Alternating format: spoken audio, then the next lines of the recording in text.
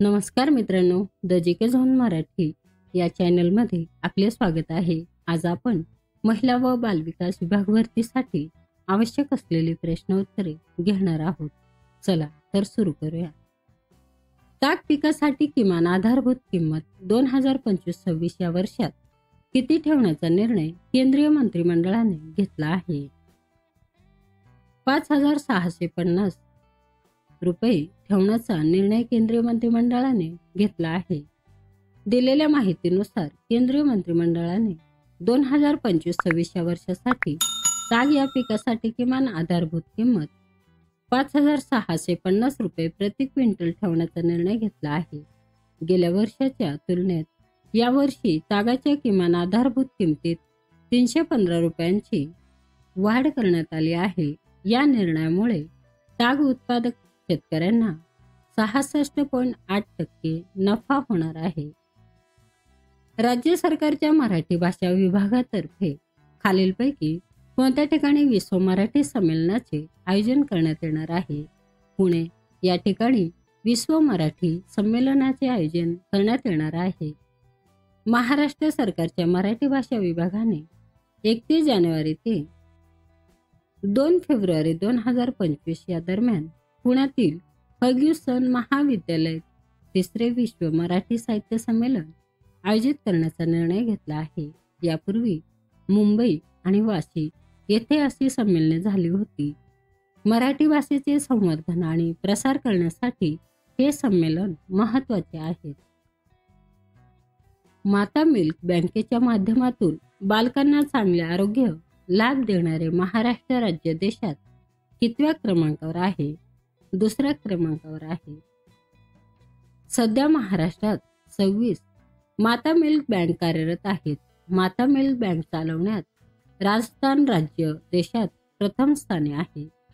या योजनेचा उद्देश आहे नवजात बालकांच्या आरोग्यात सुधारणा करणे, माता आणि बालमृत्यू दर कमी करणे, कुपोषण कमी करणे. राष्ट्रीय बालिका दिवस कधी साजरा केला जातो? राष्ट्रीय बालिका दिवस 24 जानेवारी रोजी साजरा केला जातो. राष्ट्रीय बालिका दिवस 2025 ची थीम उज्ज्वल भविष्यासाठी मुलींची सक्षमीकरण आहे. 2008 या वर्षी भारत सरकारने राष्ट्रीय बालिका दिवसाची घोषणा केली होती. महाराष्ट्र राज्याचे नवीन निवडणूक आयुक्त म्हणून कोणाची निवड करण्यात आली आहे? दिनेश वाघमारे यांची निवड करण्यात आली आहे. दिनेश वाघमारे हे 1994च्या बॅचचे IAS अधिकारी UPS मदान यांच्या निवृत्तीनंतर गेल्या सप्टेंबर पासून ते पदरिक्त होते. नवी मुंबई आणि पिंपरी चिंचवड महापालिकांचे ते आयुक्त होते. ऊर्जा आणि सामाजिक न्याय विभागाचे सचिव, विभागीय सचिव पद त्यांनी भूषवले आहे. केंद्र सरकारच्या ग्राहक कल्याण, अन्न आणि नागरी पुरवठा मंत्रालयानुसार कोणत्या राज्यातून सर्वाधिक साखर निर्यात होणार आहे? महाराष्ट्र राज्यातून सर्वाधिक साखर निर्यात होणार आहे. केंद्र सरकारने अलीकडेच 10 लाख टन साखर निर्यातीला परवानगी दिली आहे. यापैकी सर्वाधिक म्हणजे 3,75,000 टन साखर महाराष्ट्रातून निर्यात होणार आहे. महाराष्ट्र हे भारतातील प्रमुख साखर उत्पादक राज्य आहे. खो खो दुसरा विश्वचषक स्पर्धा कोणत्या वर्षी आयोजित केल्या जाणार आहेत? 2027 या वर्षी आयोजित केल्या जाणार आहेत.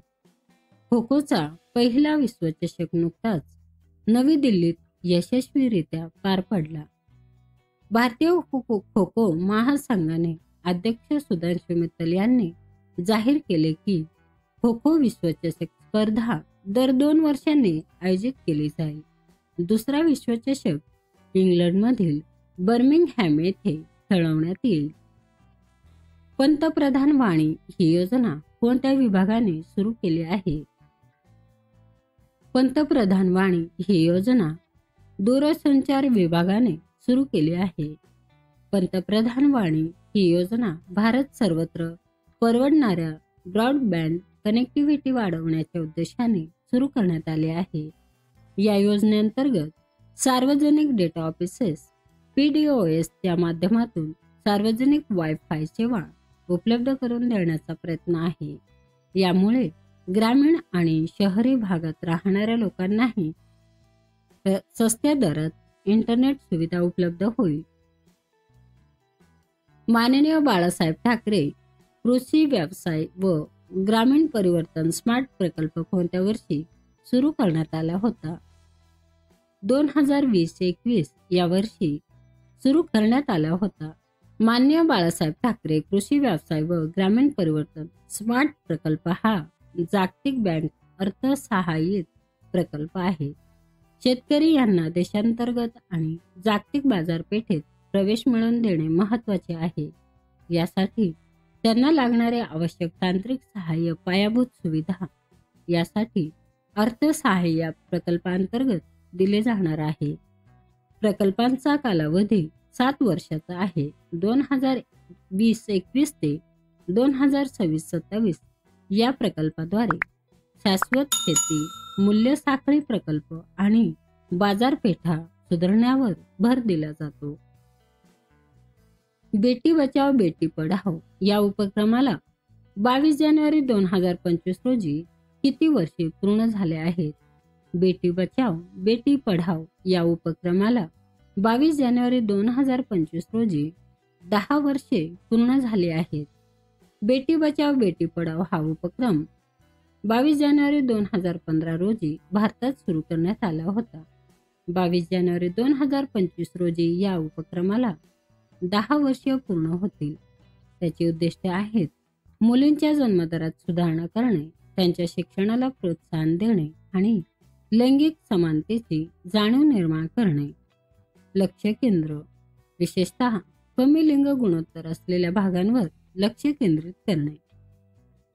मिशन वात्सल्य पोर्टल, मिशन शक्ती पोर्टल व मिशन शक्ती मोबाईल ॲप हे कोणत्या मंत्रालयाद्वारे लॉन्च करण्यात आले आहे? महिला आणि बाल विकास मंत्रालयाद्वारे लॉन्च करण्यात आले आहे. मिशन वात्सल्य पोर्टल बाल संरक्षणाशी संबंधित उपक्रमांचे समन्वय आणि व्यवस्थापन करणे. मिशन शक्ती पोर्टल महिलांच्या सुरक्षिततेसाठी आणि सक्षमीकरणासाठी धोरणात्मक पावले उचलणे. मिशन शक्ती मोबाईल ॲप महिलांना तातडीची मदत आणि आवश्यक माहिती पुरवणे. कोणत्या राज्यात 38व्या राष्ट्रीय क्रीडा स्पर्धांचे आयोजन करण्यात येणार आहे? उत्तराखंड या राज्यात 38व्या राष्ट्रीय क्रीडा स्पर्धांचे आयोजन करण्यात येणार आहे. उत्तराखंड 38व्या उन्हाळी राष्ट्रीय क्रीडा स्पर्धांचे आयोजन 28 जानेवारी ते 14 फेब्रुवारी 2025 दरम्यान करेल आणि पुढील हिवाळी क्रीडा स्पर्धांचेही आयोजन करेल. या स्पर्धेत 35 क्रीडा प्रकार असतील. 37व्या राष्ट्रीय क्रीडा स्पर्धा गोव्यात 25 सप्टेंबर ते 9 नोव्हेंबर 2023 दरम्यान झाल्या होत्या. कॉस्ट ऑफ लिव्हिंग या संस्थेच्या अहवालानुसार खालीलपैकी कोणत्या देशात राहणे सर्वात महाग आहे? कॉस्ट ऑफ लिव्हिंग या संस्थेच्या अहवालानुसार स्वित्झर्लंड या देशात राहणे सर्वात महाग आहे. स्वित्झर्लंडच्या उच्च दर्जाच्या जीवनशैलीसाठी ओळखले जाते. यात उत्तम आरोग्य सेवा, शिक्षण, सुरक्षा आणि उच्च दर्जाचे जीवन यांचा समावेश होतो. स्वित्झर्लंडमध्ये राहणाऱ्या लोकांचे सरासरी उत्पन्न जास्त असते. यामुळे ते महाग वस्तू आणि सेवांवर खर्च करू शकतात. स्वित्झर्लंडमध्ये कर दरही उच्च असतात. केंद्रीय मंत्रिमंडळाने नॅशनल हेल्थ मिशनला किती वर्षाची मुदतवाढ देण्याचा निर्णय घेतला आहे? केंद्रीय मंत्रिमंडळाने नॅशनल हेल्थ मिशनला 5 वर्षाची मुदतवाढ देण्याचा निर्णय घेतला आहे. केंद्रीय मंत्रिमंडळाने नॅशनल हेल्थ मिशन NHM ला 5 वर्षाची मुदतवाढ देण्याचा निर्णय घेतला आहे. हा निर्णय मुख्यतः देशभरात आरोग्याशी संबंधित सेवांचा विस्तारित आणि गुणवत्ता सुधारण्यासाठी घेतला गेला आहे. सुरुवातीला 2005 मध्ये राष्ट्रीय ग्रामीण आरोग्य अभियान NRHM म्हणून सुरू करण्यात आले. त्याचे लक्ष ग्रामीण भागातील आरोग्य सेवा सुधारण्यावर होते.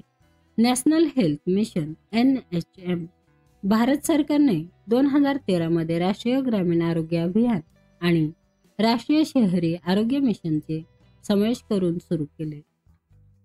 महाराष्ट्रात सद्यस्थिती किती बिबटे असल्याची नोंद वन्यजीव विभागाकडे आहे? 4800 बिबटे असल्याची नोंद वन्यजीव विभागाकडे आहे. महाराष्ट्रात सद्यस्थितीत 4800च्या जवळपास बिबटे असल्याची नोंद वन्यजीव विभागाकडे आहे. बिबट्यांच्या संख्येत 2 वर्षात जवळपास 500ने भर पडली आहे. राज्याच्या प्रत्येक जिल्ह्यात बिबट्यांचा वावर आढळत आहे. विदर्भात मोठ्या प्रमाणात वनक्षेत्र असल्याने बिबट्यांची संख्या अधिक आहे. असेही असले तरी मराठवाडा पश्चिम महाराष्ट्रातही ही संख्या 2000च्या वर आहे, अशी ही माहिती वन्यजीव विभागाने दिली आहे. मित्रांनो, चॅनल आवडला असेल तर प्लीज नक्कीच सबस्क्राईब करा, व्हिडिओ लाईक करा. धन्यवाद.